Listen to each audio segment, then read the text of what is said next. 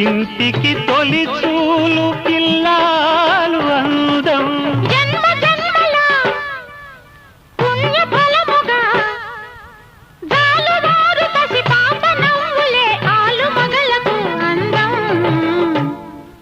ఇది చెరగని ప్రేమకు శ్రీకారం, ఇది మమతల మేడకు ప్రాకారం. పండిన కలలకు శ్రీరస్తు, పసుపు కుంకుమకు శుభమస్తు. కనివిని ఎరుగని అనురాగానికి కళ్ళ